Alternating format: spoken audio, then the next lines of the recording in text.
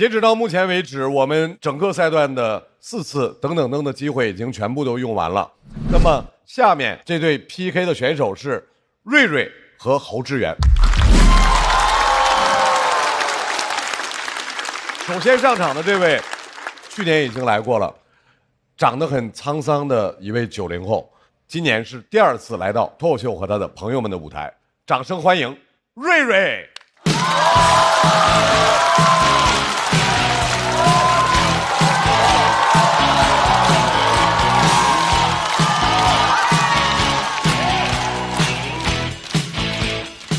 哎，大家好，我是瑞瑞，谢谢。就是你知道我在后场的时候，紧张的心都快蹦出来了，就这场子怎么接？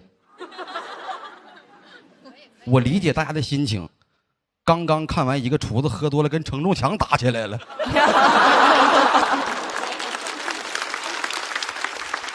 再看到一个普通的人类。但是会就正常跟大家聊一会儿吧。刚才说到我去年也上这个节目了，但是就是没有什么人认识啊。我想问一下，咱今天楼上楼下有多少人认识我的有吗？认识。全国认识我的聚一块了，今天这么多啊，这么多，感谢大家。但是现在确实在外边的时候有点尴尬呀。节目上完之后没有多少人认识啊，但是心魔已经种下了。我现在走在路上，谁多看我一眼，我那个心理状态跟逃犯一样啊！这是不是把我认出来了？我前段时间在路上走，然后我恍惚啊，看见旁边那个是在看我，我就把练了很久这个微笑提前摆在了脸上，我就转过去看他，他又看我，我又看他，他真过来了，他问我，他说你是不是认识我呀？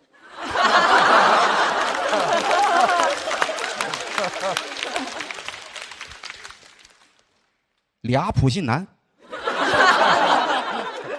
挺尴尬呀。去年淘汰的时候有点难受啊，有点难受。然后我给我妈打了一个电话，我妈在北京做保洁，她在我心里边特别厉害。我遇到什么事她能给到我最大的那种安慰。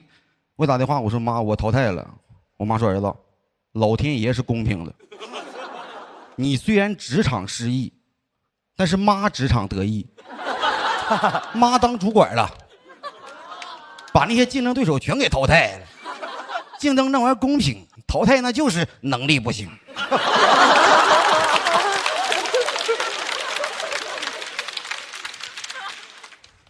我说打错了啊，打错了，真的就是我妈以前不这样，她自从当上这个主管啊，气质一下就不一样了。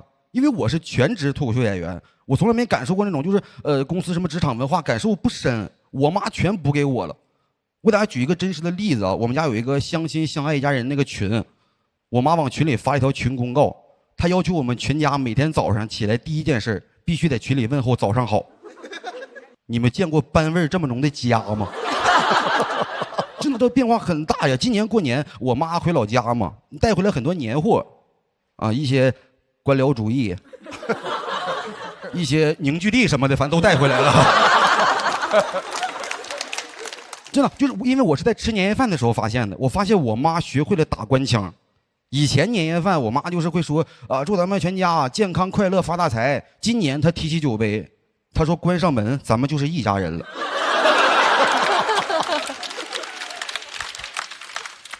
我现在跟她聊天轻易不敢用开门见山这个词儿啊，门一开家没了呀。就是有一次我们干活啊，我在家正拖地呢，然后我姐在刷碗，我爸在打扫院子，我妈就背个小手，溜溜达达呀。她会用一个陈述句和一个疑问句对你的工作指指点点。走到我这不行啊，到我姐的那能行吗？我说都干活，我说你也干点啊。我说不行，你把那个洗完的毛巾你晾架子上。她说晾哪个架子上？我说晾你那个领导架子上。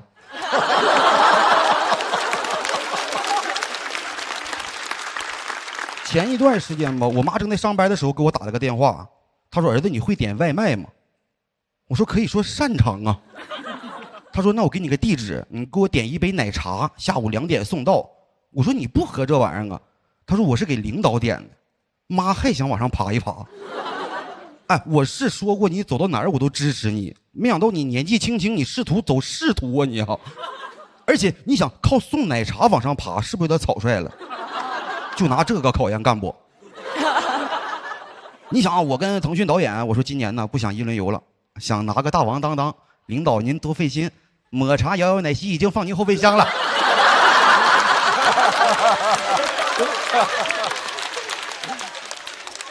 但是他想要，我就给他点，然后到下午的时候给我发消息说先别点了，他说领导出去了，得4、5点才能回来。我问他，我说妈，那我是4点半点还是等你消息？他说行。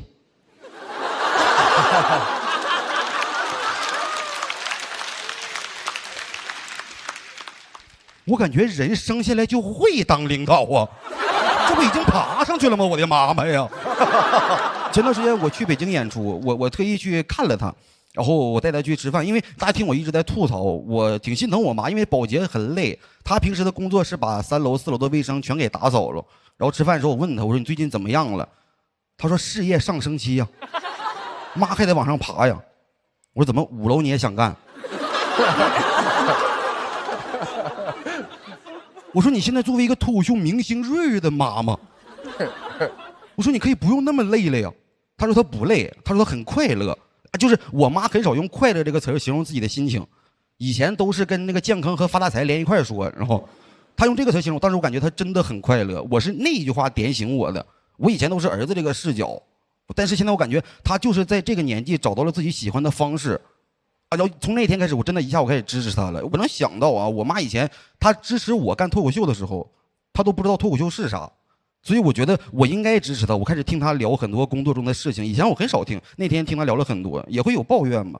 我妈现在手底下管着3个60后的职场老人，一个不听话的，一个听不懂人话的，还有一个听不着人说话的。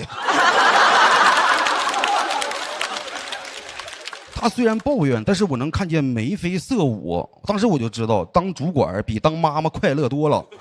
然后当时吃饭的时候还有个小细节挺触动我吧，让我想起一件事儿，因为点了好多好吃的，我妈伸手第一筷子夹那个鱼头，因为小时候农村真的条件不好，我妈像书本里写的那样，她吃鱼就只吃鱼头。当时我感觉什么都没变，她还是那个爱我的妈妈。我说妈，现在咱们条件好了，你不用吃鱼头了。她说这个鱼头得冲着我吧。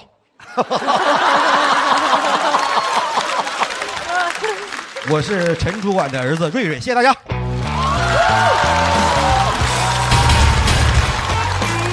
来，瑞瑞锁票倒计时，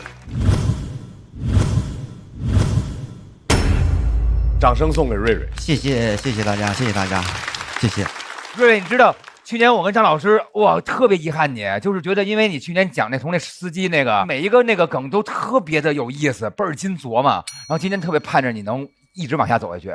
谢谢大老师，太喜欢你了，真的非常喜欢你。怎么想到这个段子，在这个舞台讲这个内容？因为这个也是，反正算是最近新写的吧。是说实话，就是个人小情绪有点大。我妈以前她不那样啊，她现在当上主管之后，现在你可以看我手机里的记录，她真的要求我们每天早上问早上好，我一下就懵了。我觉得我们家不应该这样。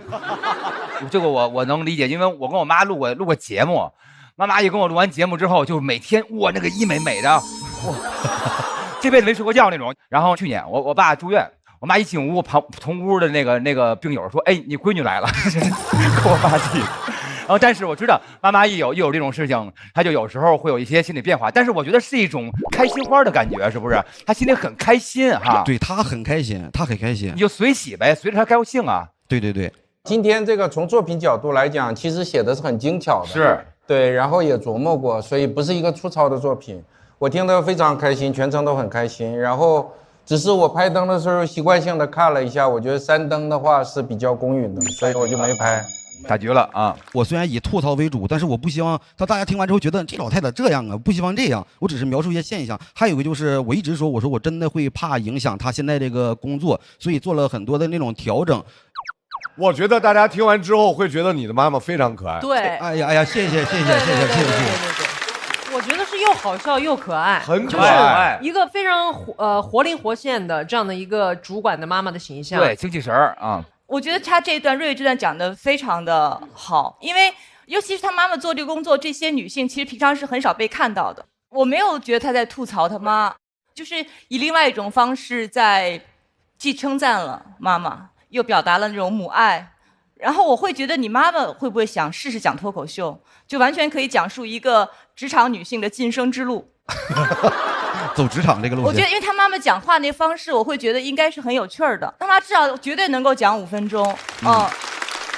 谢谢老师，谢谢老师。再次感谢瑞瑞的表演，稍微休息。好，谢谢谢谢。马上要和瑞瑞进行 PK 的这位朋友很年轻，也是新人啊，巴尔味非常重，不光是牛马，而且是流动的牛马啊！让我们掌声欢迎牛马侯志远。侯志远。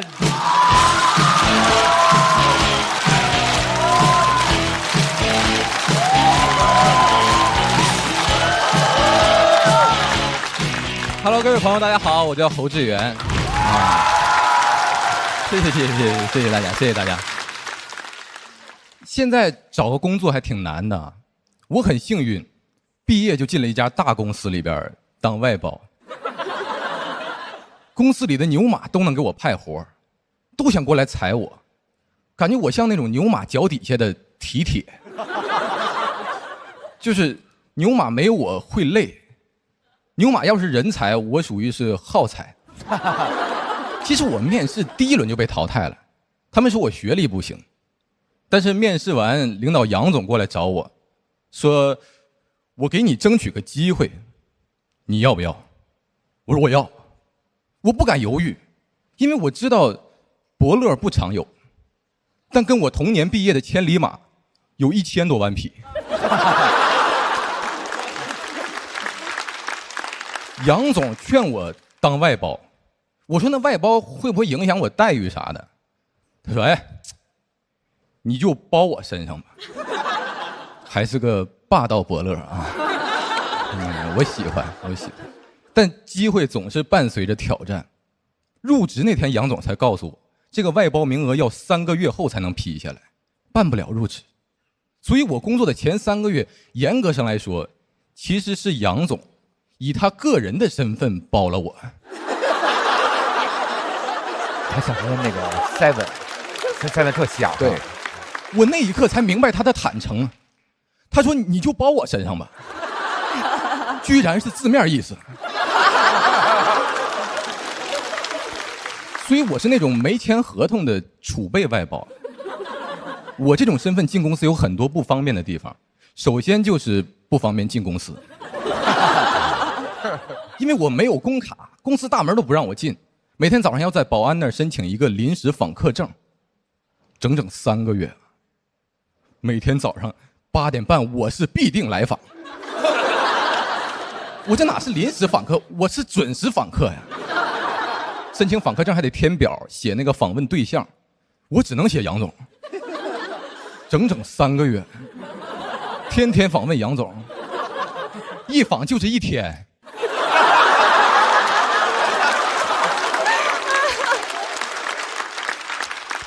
那个保安队里边开始传说我跟杨总关系不一般。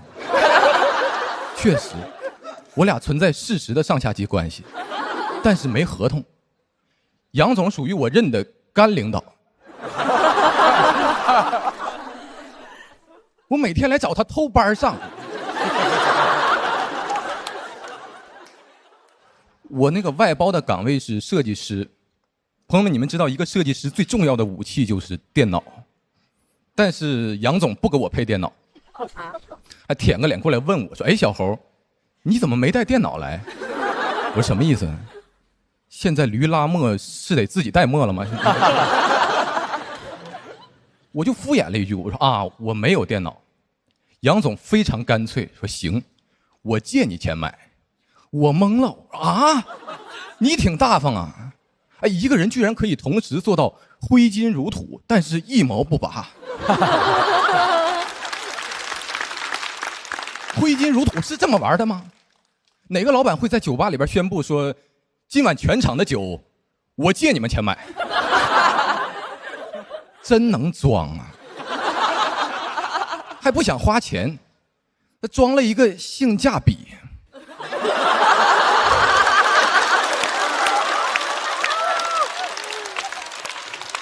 关键他语气太霸道了，他好像把我拉进了那种爽文的剧本里，就是那种霸道总裁外包我，不顾全世界的反对也要借我钱买电脑。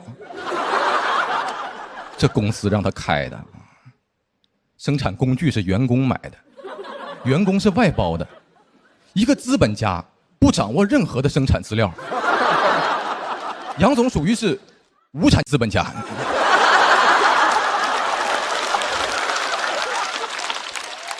怪不得爱招外包呢。如果说员工是牛马，我觉得外包员工就是那种成本更低、流动性更强的牛马，也可以叫木牛流马。我合计没有电脑，那就先吃饭吧。哎，没有饭卡，公司食堂又只能刷饭卡，我不能跟同事借，因为每张饭卡中午只能刷1次。我也不能出去吃，因为临时访客证1天只能办1张。我说坏了，中计了，粮草被切断了。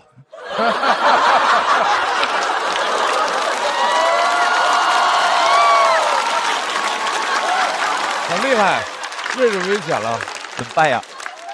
我感觉杨总定这个规则就是为了把访客饿死，留下他们的电脑，再借钱给下个人买回去。关键我也没电脑啊，没有武器，没有饭，储备外包，兵粮寸断，给我饿得在食堂里边来回乱窜。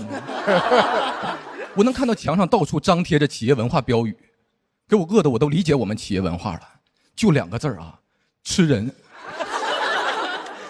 这些我都能忍，我最大的问题还是经济问题，因为当时谈工资的时候，杨总跟我说的是年总包10万。我没听过这个概念，年总包10万，我说那年总是哪个部门的？他怎么那么大方呢？哎，我觉得跟应届生谈年总包就是耍流氓，因为这个是包含了各种奖金、补贴什么的，你有可能拿到的最多的一个钱。我也想看看到底工资卡里边月底能打多少钱啊？到了月底发现没有工资卡，因为我都没入职，我直接包杨总身上了吗？还年总包10万，杨总包1分钱没有。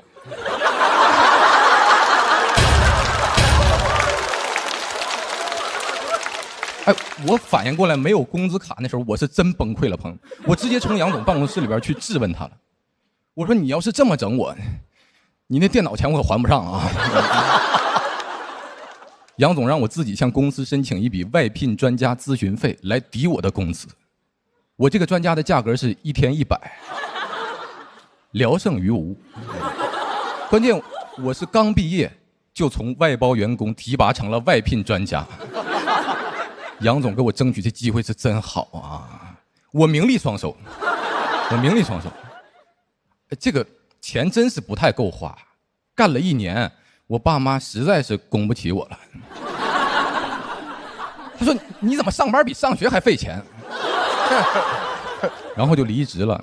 当然这1年里边也不是毫无收获，在公司谈了一个女朋友啊。中午没有饭吃的时候，只有她愿意把自己带的面包分给我。那一刻我就猜出来了，她一定是没有饭卡呀。谁会带面包上班？边吃边聊，果然也是外聘专家。我们就成立了那个专家联合项目组啊，主要研究方向就是活着。短短1年时间里，我们俩因为过量的服用面包，每个人胖了5斤，属于是年总包10斤吧，属于是。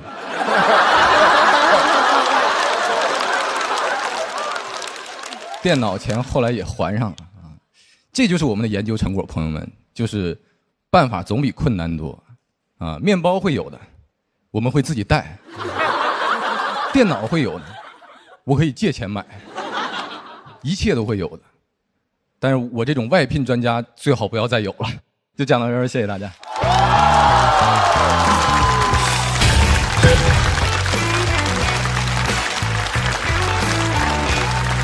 真好，真好！哎，来，程序员的锁票倒计时来，再次掌声送给侯志远。侯志远一出来刚说几句，我跟邵光老师说，哇，这跟 Seven 老师是两个人感觉，哎，你们感觉跟有好 Seven 多人像吗？这么说过，对对对。你们俩一块儿上班呗。我杨总说今天你来，明天他来，俩人都一样啊。我俩是老乡，都是沈阳人。赛文、志远长得像，其实他俩不一样。白天上班真疲惫，讲讲段子换换位啊。憔悴，真累。散会。还真是，嘿，我说话都像啊！你当时那个装性价比的那个，我一个新的说法，文字还可以这样运用啊！挥金如土的同时，用那个什么一毛不拔，用一毛不拔。对对对哇，这些形容就特别的，我觉得这个脑子真是对对对，然后哎呀，真是太棒了！我希望后面能多看您的演出，太棒了，太棒了，太棒了！大老师，谢谢大家。你应该是刚毕业不久，就是年纪应该是很轻的吧？也有一段时间了，对，也有6、7年。但是因为你台风特别稳健，我总觉得，哎，他应该是一个特别年轻的一个人，但他台风又稳健到我会觉得特别成熟，所以那种感觉很奇妙。然后里面其实他非常的辛辣到我特别想问问罗老师，掌管企业，就你听到这样段子，你会有什么样的感受？拍灯说明了一切嘛。因为他们总假定我们这些做企业的，然后一听那个骂老板、骂职场的就不爱听。我确实有一些不爱听，是因为是因为讲的不好哦，还挺完全是作品本身。所以你们也知道，在这个脱口秀舞台上，年轻人在那骂职场、骂老板的是一个讲烂了的题材。所以他刚开始一讲那个，我说啊又来了。然后呢，讲到第2、第3个梗的时候，我就开始肃然起敬，然后就发现这个已经被讲烂了几百遍的题材，还能被他不断的翻番讲出新的花样来。所以我特别佩服，谢谢几位老师。哎，小侯这样，以后再和女朋友去公司上班的时候，什么都不用带，想要什么随时打开美团点闪购啊，面包会有的，电脑会有的，30分钟一切都会有的，好不好？好的，好的，好的。我们让瑞瑞也重新回到台中。瑞瑞。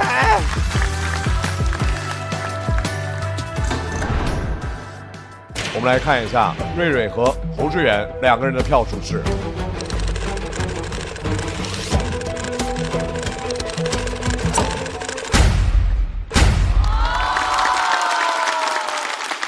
侯志远268，恭喜侯志远进入到晋级区。瑞瑞219，还需要在待定区继续等待。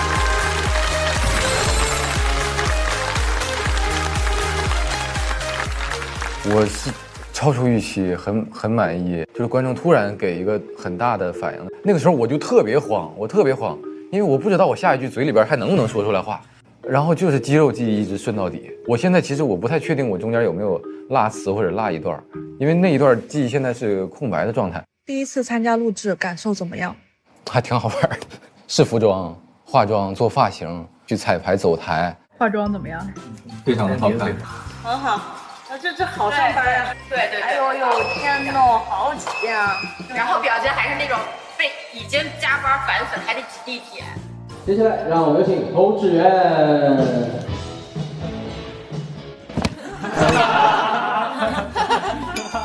很有意思。